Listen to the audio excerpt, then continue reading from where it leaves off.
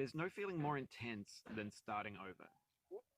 If you deleted your homework the day before it was due, as I have, or if you left your wallet at home and you have to go back after spending an hour in the commute.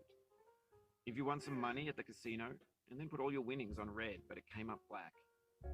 If you got your best shirt dry cleaned before a wedding and then immediately dropped food on it. If you won an argument with a friend and then later discovered that they just returned to their original view.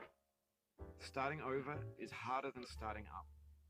If you're not ready for that, like if you've already had a bad day, then what you're about to go through might be too much. Feel free to go away and come back. I'll be here. Alright, thanks for coming with me on this trip. I'll understand if you have to take a break at any point. Just find a safe place to stop and quit the game. Don't worry, I'll save your progress, always, even your mistakes. This game is a homage to a free game that came out in 2002 titled Sexy Hiking. The author of that game was Jazzuo, a mysterious Czech designer who was known at the time as the father of B games. And B games are rough assemblages of found objects. Designers slap them together very quickly and freely, and they're often too rough and unfriendly to gain much of a following. They're built more for the joy of building them than as polished products. In a certain way, Sexy Hiking is the perfect embodiment of a B game. It's built almost entirely out of found and recycled parts, and it's one of the most unusual and unfriendly games of its time. In it, your task is simply to drag yourself up a mountain with a hammer. And that act of climbing, in the digital world or in real life, has certain essential properties that give the game its flavor. No amount of forward progress is guaranteed. Some cliffs are too sheer or too slippery, and the player is constantly, unremittingly in danger of falling and losing everything. Anyway, when you start Sexy Hiking, you're standing next to this dead tree that blocks the way to the entire rest of the game. It might take an hour to get over that tree. A lot of people never got past it. Trod and poke at it, exploring the limits of your reach and your strength, trying to find a way up and over. And there's a sense of truth in that lack of compromise. Most obstacles in video game worlds are fake. You can be completely confident in your ability to get through them, once you have the correct method, or the correct equipment, or just by spending enough time. In that sense, every pixelated obstacle in Sexy Hiking is real. The obstacles in Sexy Hiking are unnerving, and that makes the game uniquely frustrating. But I'm not sure Jazzuo intended to make a frustrating game. The frustration is just essential to the act of climbing, and it's authentic to the process of building a game. To me as I was building this mountain. I'd have an idea for a new obstacle, and I'd build it, test it, and it would usually turn out to be unreasonably hard. But I couldn't bring myself to make it easier. It already felt like my inability to get past the new obstacle was my fault, as a player rather than as a builder. Imaginary mountains build themselves from our efforts to climb them, and it's our repeated attempts to reach the summit that turns those mountains into something real. When you're building a video game world, you're building with ideas. And that can be like working with quickset cement. You mold your ideas into a certain shape that can be played with. And in the process of playing with them, they begin to harden and set until they're immutable, like rock. And at that point, you can't change the world. Not without breaking it into pieces and starting fresh with new ideas. For years now, people have been predicting that games would soon be made out of prefabricated objects, bought in a store and assembled into a world. And for the most part, that hasn't happened, because the objects in the stores are trash. I don't mean they look bad or that they're badly made, although a lot of them are. I mean they're trash in the way that food becomes trash as soon as you put it in the sink. Things are made to be consumed and used in a certain context, and once the moment is gone, they transform into garbage. In the context of technology, those moments pass by in seconds. Over time, we've poured more and more refuse into this vast digital landfill that we call the internet. It now vastly outnumbers and outweighs the things that are fresh and untainted and unused. When everything around us is cultural trash, trash becomes the new medium, the lingua franca of the digital age. And you can build culture out of trash, but only trash culture. B games, B...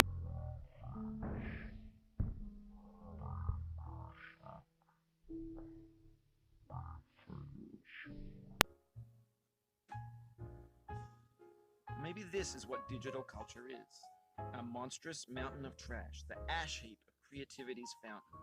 A landfill with everything we ever thought of in it. Grand, infinite, and unsorted. There's 3D models of breakfast, Gen X's fanfic novels, scan magazines, green screen Shia LaBeouf, banned stuff scenes on LiveLeak, Facebook's got lifelike bots with unbranded adverts and candid shots of Kanye and Taylor Swift mashups, car crash epic failed GIFs, Russian dashcam vids, discussions of McRibs, discarded, forgotten, unrecycled, muddled, rotten, untitled. Everything's fresh for about 6 seconds, until some newer thing beckons, and we hit refresh. And there's years of persevering, disappearing into the pile, out of style, out of sight. Being fed chewed up food. That's culture too.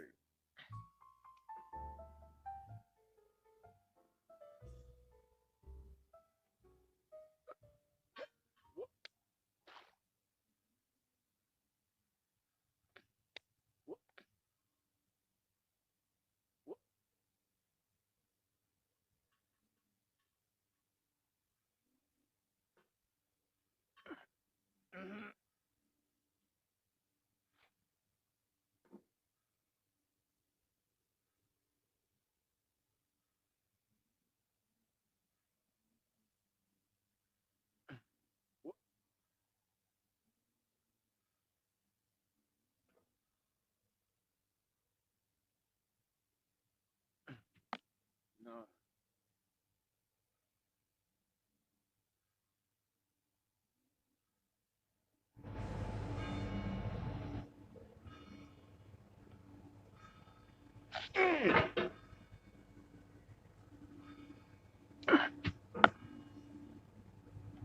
But on the off chance that you're playing this, what I'm saying is, trash is disposable, but maybe it doesn't have to be approachable.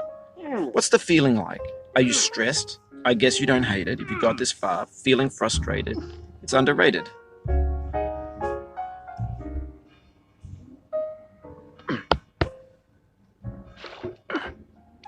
An orange is sweet, juicy fruit locked inside a bitter peel. That's not how I feel about a challenge. I only want the bitterness. It's coffee. It's grapefruit. It's licorice.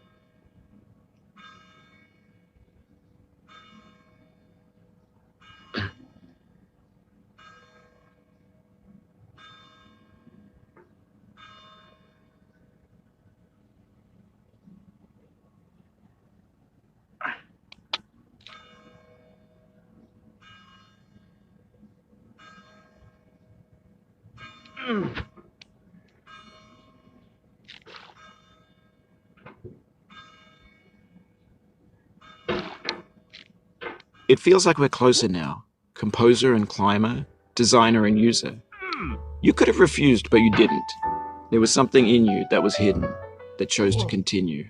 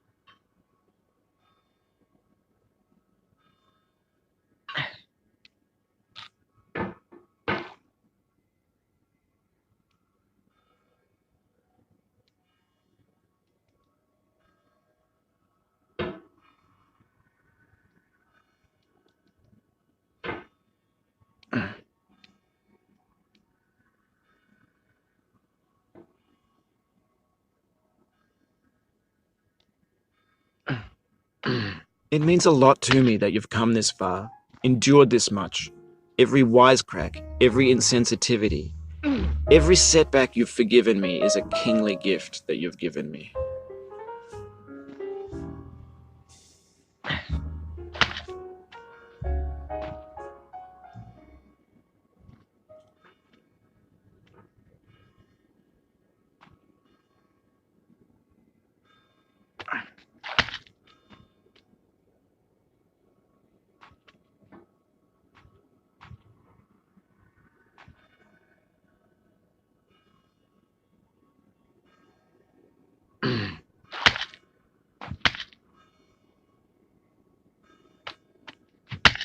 We have the same taste, you and I. It's not ambition. It's ambition's opposite. An obdurate mission to taste defeat. You'll feel bad if you win, so I put this snake in for you.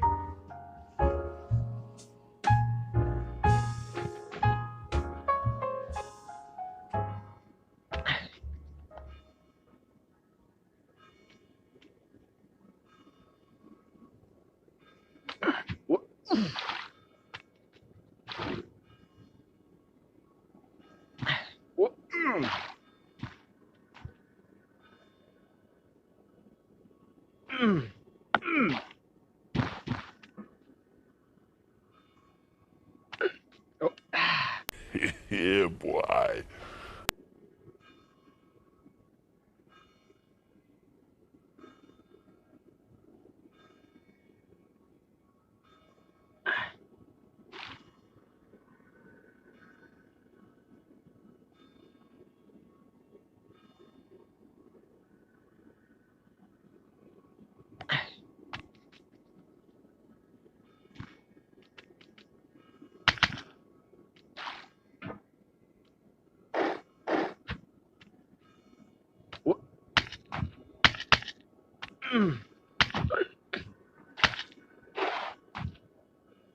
Have you thought about who you are in this?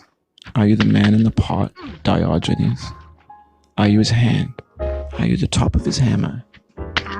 I think not. Where your hand moves, the hammer may not follow.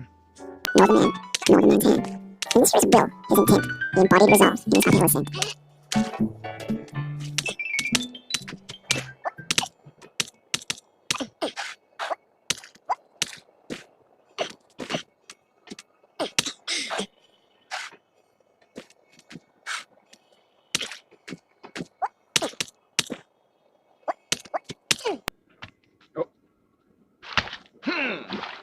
Oh, you just like...